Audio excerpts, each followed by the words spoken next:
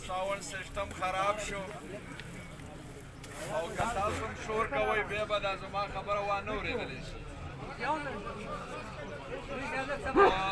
زه به دا ناکام وکړم چې بغیر د لوډ سپیکر نه به دا وخت تاسو ته ډک کړم او تاسو دا ناکام وکړئ چې لږه خاموشي وکړئ چې دا خبره واورېدلی شي او دا پروګرام مخ په وړاندې روان وي زما محترم وروڼو په دې حاضره دنیا کې الله تعالی په انسانانو کې غټ تقسیمونه درې کړي دي یو تقسیم د عقیدې په بنیاد باندې دی د هغې تقسیم په نتیجه کې یو انسان مسلمان دی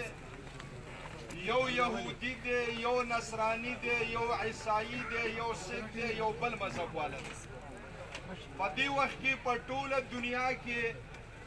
4200 مذهبونه موجود دي او دا د نظریو د عقیدې تقسیم دی دویم تقسیم الله په دغه دنیا کې د قومیتونو په بنیاد باندې کړی دی چې دا سړی پنجابی دی دا سرایکی دی دا پارسیوان دی دا پټان دی دا وسپک دی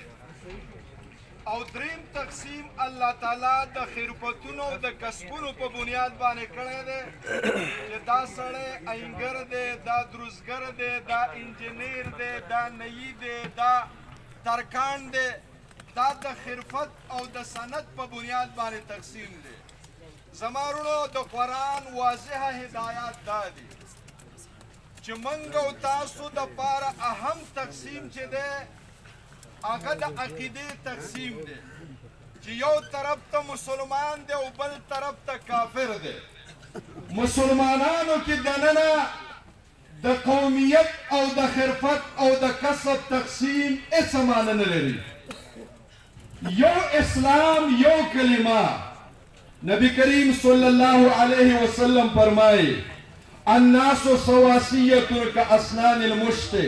لا فضل لعربي على عجمي ولا لعجمي على عربي ولا لأحمر على أسود ولا لأسود على أحمر كلكم أبناء آدم وآدم من تراب نبی علیہ السلام فرمائے دا دنیا تمام انسانان دا د ګمنځ د غاغ غونته یو شان دي الله ته د عربي څه فضیلت په عجمي نشته